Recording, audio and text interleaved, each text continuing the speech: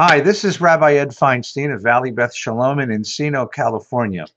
This coronavirus plague has forced us to find new ways to connect with each other. Tonight, we have an opportunity to spend some time with Rabbi David Wolpe, the Max Webb Senior Rabbi of Sinai Temple in Los Angeles, distinguished and popular author, columnist, speaker, and rabbi. We've asked Rabbi Wolpe to reflect on how it is that this plague, this coronavirus, which has now upturned so much of our lives, could actually turn out to be a blessing, and what we've learned from this, and how it is we celebrate Passover in this time of continued slavery and bondage. Let's listen to Rabbi Wolpe. Thanks for being with us. Recording. Okay. David Wolpe, Rabbi Wolpe, it's a delight to have some time with you. It's one of the ironies of social isolation that we live 20 minutes apart and my in-laws live exactly across the street from you. And yet it takes this plague in order to bring us together. So it's really nice to spend some time. How are you doing? Good. I mean, there are definitely some plague paradoxes.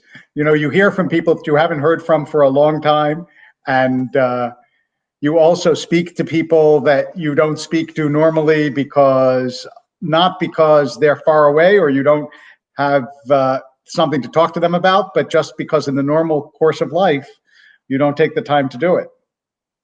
Right. And what's remarkable about this, there's so many ironies to this, don't you think? Yes. Our parents lived through the Great Depression and the Second World War, yeah, and the Korean War and McCarthy. I was born in the time of political assassinations of Kennedy, yeah, and Kings. We saw the Vietnam crisis. As an adult, we saw 9/11. We lost a home in the earthquake.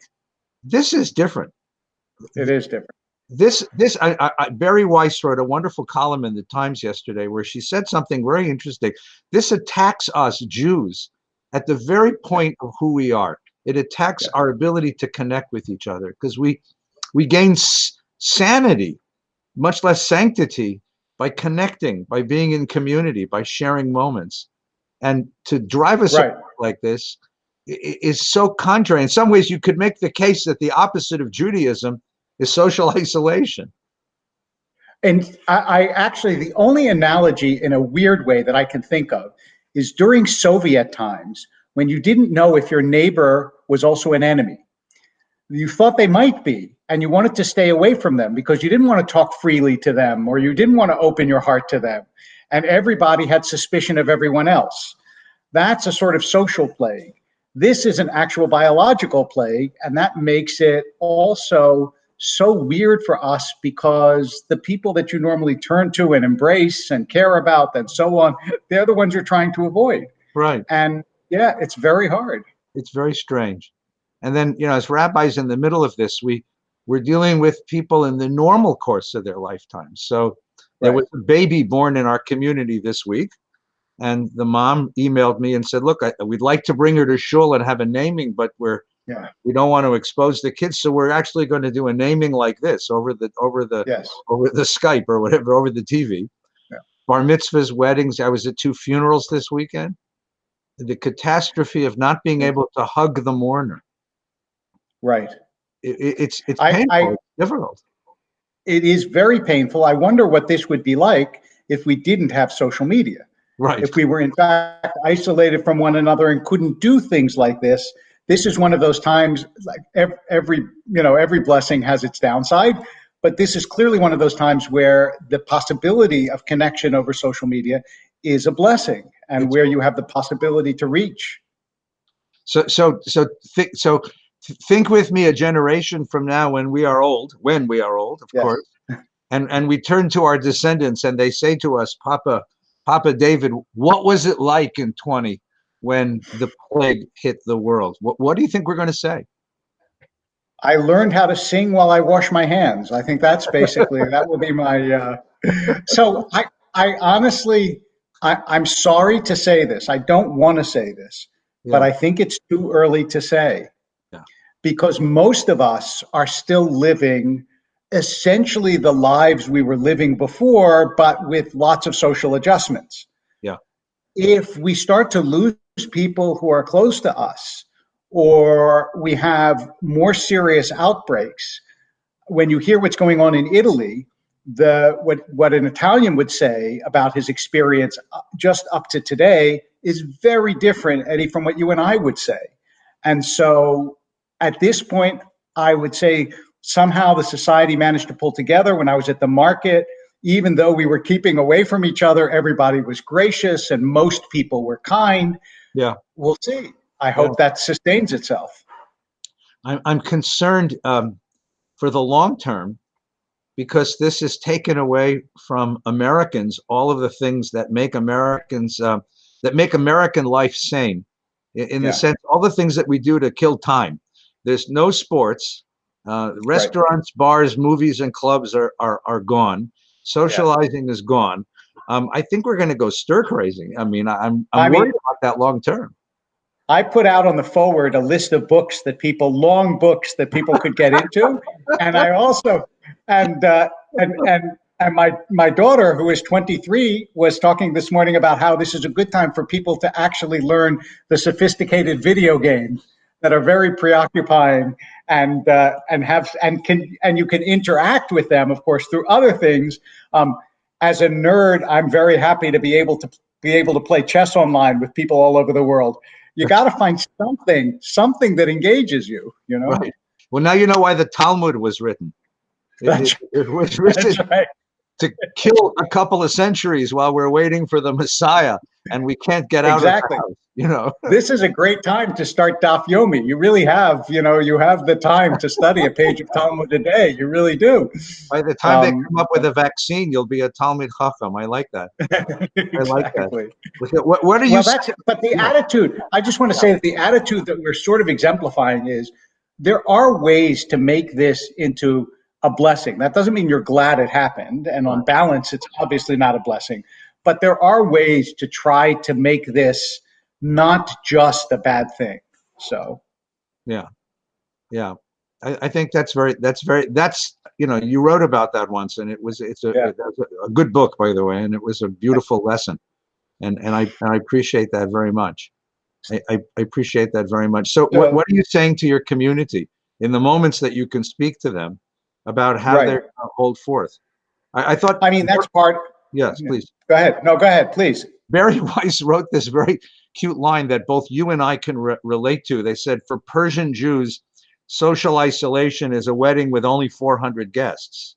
And both of us have enjoyed, the company of so many wonderfully exuberant Persian Jews and wonderful simchas. But for all of our Jews, what are we saying to our communities about how to hold strong through this? So let me give you an example. There is a family that I'm very close to, a Persian Jewish family, that was going to have a big party for their daughter's bat mitzvah. And I wrote them a long letter and I said, don't do this. It's not worth it, even though it's so painful not to do it. This is a crucial time.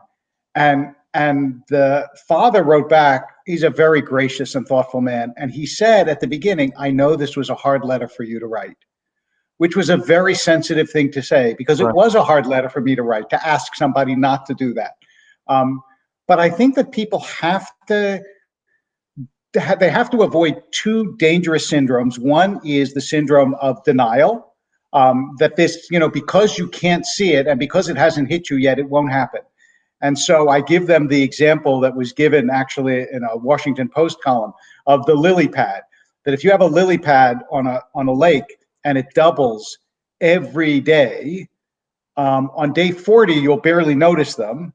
On day 48, the lake will be covered. On what day will half the lake be covered? And the answer is day 47.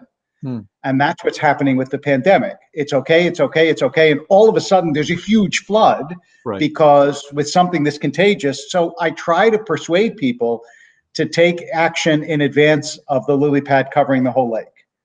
The second thing that I say, which I'm sure you've been saying too, is that this is a time when selflessness will actually end up protecting you. I wrote to one of my congregants who was not willing to, was sort of being unkind to people who had been diagnosed. I said, look, today's accuser will be tomorrow's affected. Right. So you really have to be both careful and kind. We're all in this together. Yeah. Yes. So let me ask you a follow-up. So we both have many physicians in our communities. Yes. And I'm worried for them, and nurses and technicians, people who work in healthcare, because from the Italy example, first of all, if they get sick, we're sunk. But Yeah. I'm watching the exhaustion when Italian doctors are spoken to. The people that I've talked to, it's the first time in my life I've ever heard a doctor express fear in their voice. And these are seasoned, I wouldn't say hardened professionals, but they're certainly seasoned. They've seen H1N1, they've seen AIDS, they've seen tuberculosis, and when a doc of that caliber says to you, yeah, I'm worried. Yeah. What are we going to say to them, Dave? So I don't know if you've heard this the same place I have. I listen to the Daily in the morning, the New York Times podcast. Yeah. And they've done a wonderful job. They interviewed an Italian doctor yesterday for close to a half hour. Today they interviewed Cuomo, and each day they're taking different aspects of the coronavirus. And all I say to them is that, the same thing that I hear from your message, which is that self-care is indispensable for those who do other care. Yeah. If you don't take care of yourself, as you said, we're all sunk. You have to. What are you telling your doctors? Yeah, first of all, telling them that they're heroes, and Yeah. and help reminding them that for this you were trained. I mean, it's what Mordecai says to Esther. This is the reason you're there, and this is the reason you spent all of those years. When I went to parties in college, you were sitting and studying organic chemistry. Well, this is the reason. Yeah. Because when the crisis comes, you're the person standing between us and sickness and death. And we trust you with that, and we love you for that, and we will reward you with all of our love. But, and know that we care for you. And also, the other thing I tell them is, I've told doctors many times, both you and I have had the unfortunate experience of being cancer patients. You're not God. You didn't cause this. You're not responsible for causing it. You have a limited number of tools to fight it. And so if it doesn't work, we don't hold you responsible. Some of these guys hold themselves to a standard which is so high, and it breaks them to fail. They're warriors against death. That's important. Right. Yeah. That's important to tell patients too, because sometimes we insist that our doctors be divine. Yeah. And the truth is, nobody knows what this is going to be or how this is going to act. And it is a different virus from the usual run-of-the-mill flu. It's not the same. Right. And so, yeah, I mean, both that the message of both humanity and appreciation, I think, is a crucial one right now. Yeah. Let me. I want to move off of this topic because it's a wonderful opportunity to have a moment with you in a sort of quiet, reflective way. And I've wanted to ask you this for a long time.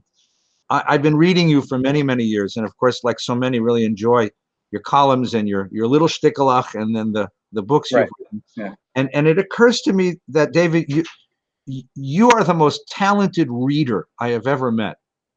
The way that seriously, you write beautifully, that, and you speak wonderfully. But as a rabbi, I know what's behind that, and I know that you are an exquisitely talented reader. The way that you read, and you find connections between Emerson and Talmud, between English poetry and contemporary situations. So, for just a moment, could you reflect on how you read? Do you read with a pencil in your hand? Do you read with a notebook? I do.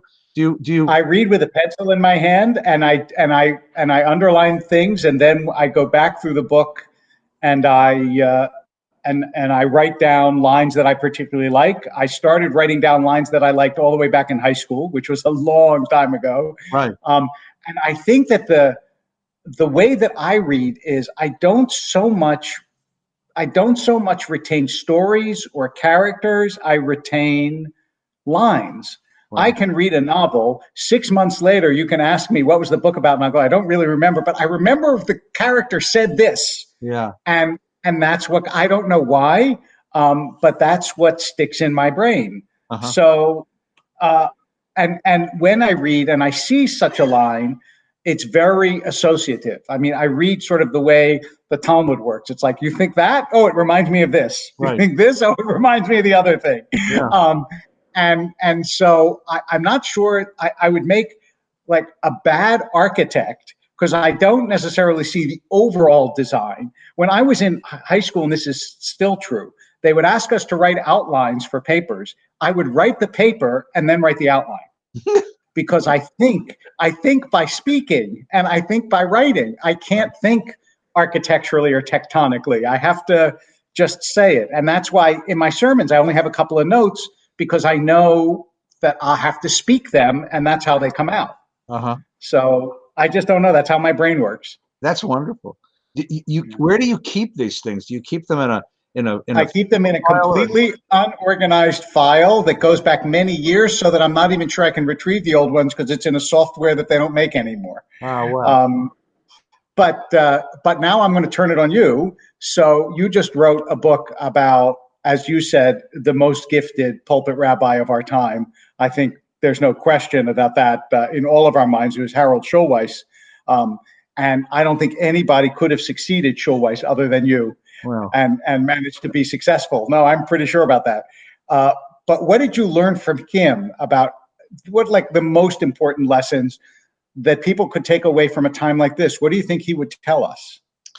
Thank you for asking. That's a sweet question. Let me answer the other question first. See, I'm the other way. I remember stories because I love stories. I know. And yep. So I'm so jealous when I read the way that you write lines, and I also have a file, but it's a mess, But but story, I'm always looking for interesting stories, because stories for me sort of capture a quality of human reality brought down to its essence, and that's what makes it so powerful. So when I sat down, I knew I wanted to write Harold's biography. I started working on this 7 years ago, and the problem was you have this vast life. And the question is to find the story of his life, to find the through line, the plot, as it were. If you were a novelist, you would be looking for a plot or a basic skeleton of a plot. And as I began writing on him, I discovered, and I didn't really put this into words until I finished the book, which was that what he was able to do was to capture, again, the narrative of the moment. Narratives of American life, narratives of Jewish life, and correct them when he saw flaws in those narratives. And that really what Schulweis's genius was. For example, the famous one is he understood that the Holocaust narrative was becoming part of us. It was becoming a foundation of American Jewish identity in the post-war period. But he saw that it was destructive. That unlike Emil Fackenheim's famous dictum, building a Judaism on a 614th commandment, a Judaism based on resentment against Hitler and contempt for the Nazis wasn't a positive statement about meaning in life. He needed something positive. And that's really what sent him to look for Christian rescuers and to retell the narrative of the Holocaust. He rejected the narrative of assimilation. He said, these are not, there's no inevitability or inexorable quality of assimilation that's going to destroy Judaism. Jews are leaving Judaism because Judaism's boring, because it has nothing to say to life, because it's not speaking to the moments of our lives. And that's why that's why he spoke the way he did. And that's why he organized the synagogue the way he did. So the great lesson of his life is to listen for the core narrative. So what is the narrative we might be missing now that he would spot and you can spot for us in this time? Well, I think what you said a moment ago is, okay, what's the blessing here? And I don't know about you, but I get up in the morning very early now and open my computer to see all the new ways we're connecting with people. I've had conversations online with people I haven't talked to in years and years. Yeah. There's a strange blessing to this at the same time that I think there's a powerful lesson in this, which is, number one, we're connected to each other and we need connection. And number two, that this attitude of I'm gonna take care of my own and not yours. Okay, so it's an unethical narrative. There are weird side byproducts of this. Yeah. I made, of all things, since I never or rarely, if ever, cook, and when I cook, it's not really cooking, but I steamed some vegetables and scrambled some seitan because I'm a vegetarian. And my daughter came into the kitchen and saw it and said, "I'm loving Apocalypse Dad." Because before this, it was not, and so I think that it has forced both me and also forced her mom to do all sorts of things that are outside the normal zone, and I think that's going to be true for all of us. I have a feeling some people are going to learn how to play piano because of this, and other people are going to get into games or clubs or read books or that they never did because life has basically forced us to take a Shabbat. Yeah, yeah, and look, and it's forced us to recognize echad, that we're one. Yeah. This a butcher in Wuhan, China, butchers Yes. some animal, and Yep. the whole world shuts down a Yeah. year later. I mean, just think of the interconnectivity of this world. Yeah. And this Yep. is the disease of interconnectivity. This That's couldn't right. happen if we didn't have world travel, if we didn't have world commerce, and if Nope. supply chains didn't cross oceans. It's a remarkable statement of the oneness of this planet. It is. And the other thing that I think is really important, and I know that we talked about this the other day, so I know it's very much on your mind, are the people who are really going to suffer. Yeah. Which is that there are a lot of people who are hungry or who live paycheck to paycheck or who are in service jobs or who own small businesses or who are homeless. And for them, this could really already be catastrophic. Yeah. And that's something that the Jewish community has to pay attention to and help take care of, as does the American community. And go one more step. My father is still living. My father's 92. And he lives in a beautiful suburban rest home here in the valley. It's a gorgeous place. And they're terrified. I mean, they have a facility with hundreds of older people. And my poor dad is locked in his room. They deliver his meals three times during the day. He has a television. He has a computer. He has a caretaker who comes to visit him during the day to help him. I think this is going to force us to rethink old age in some way. Yeah. Because God forbid the virus gets into a place the way it did in Seattle. Right. But look, more than that, the notion of isolating older people this way, we have found a better way to do this. Yeah, I was on the phone this morning actually with a congregant who was telling me that she can't visit her husband because he's in a nursing home. Right. And she can't see him. They can't visit. And so, nope, it's all locked. It's quarantined. So you're right. We were not prepared for this. I mean, everybody knew in theory it could happen, but it happens in a Michael Crichton or a Stephen King novel. Right. It doesn't actually happen in life, but now it's happening in life. Right. But this particular piece of it, instructs me that, we've reached a point where we can extend biological life into someone's 9th or 10th decade, but we haven't figured out what to do about soul, about community, about all the other needs of a human being. And to create this sort of, Moshav's Kenim, a village of just older people, that's not the model. I mean, it's clear that that's not. This is a biological indication that that's the wrong model. So I do think that what Thomas Friedman wrote this morning in the Times, that there's going to be an AC and a BC, a before coronavirus and an after coronavirus, in terms of our social arrangements, is true. I just don't know yet, nobody does, what this will look like.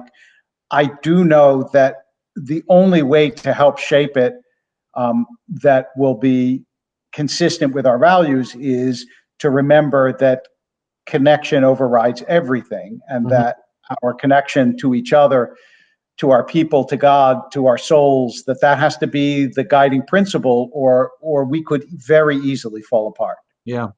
So in our last moment or two, Pesach's coming, and well, that's exactly. And unless God, there's a miracle of some sort of thing. They're testing the vaccine, but it won't be ready for quite a while. No, we're going to have a very strange Pesach. Yes. So what are we going to say this Pesach to each other? I mean, it's weird to talk about the time of our freedoms, man cherutenu, when in fact we're all prisoners. Right. I think First of all, it's good. The preparations are going to be harder. The shopping is going to be harder. Keeping Pesach is going to be harder. Seders are going to be tiny. I mean, someone asked me, should they have 70 people at their Seder? I said, under no circumstances should you have 70 people to your Seder. Right. And I think that this has to be, I mean, maybe this year the Seder is what it really is, which is the moment before you leave Egypt. Remember that Pesach really was before they left. Right. So maybe this year that's what Passover is. It's not after we left Egypt, it's before, and we feel some of the same apprehension and fear that our ancestors felt before they left. Right. Yeah. And blood on the lintel ain't going to help this time. No, it is certainly not going to help. In fact, I'd advise against it. Yeah. I would say Clorox wipes on the lentil are my suggestion. There you go. There you go. What happens though? What's the message of a holiday then? Look, people are going to ask us, "Where's God in all of this?" So where do we put God in all of this? Where do we find God in all of this? Really? Well, I think that we find God in all the blessings that we've just been talking about. In each other, in the fact that there are scientists all over the world who are working on this. In the fact that we're still celebrating Pesach thousands of years later, even in these straitened circumstances, the fact that you're worried about it, the fact that that's the question you ask, what do we do about Pesach when people are worried about a worldwide pandemic? I mean, I think that that's a beautiful question, and there is some of God in that question. I hope so. Standing in line at the supermarket, and a woman ahead of me was complaining that there was no toilet paper. And the guy behind me had somehow snagged a 24-pack of Charmin. So he ripped it open and gave her a dozen rolls of toilet paper. Wow. And said, you need these as much as I do. And the checker looked at both of them and didn't ring it up for either one of them. Really? That's a beautiful story. The checker just looked at he said he didn't know how to do it anyway. And rather than call the manager, and he recognized chesed. He recognized chesed where it lives and just said, go, take it and be whole. And so somewhere in there's graciousness and there's moments of chesed, which is quite lovely. David, thank you for your time this morning. Thank you so much. God bless you. Be safe. Be well. You too. Bye. Bye-bye.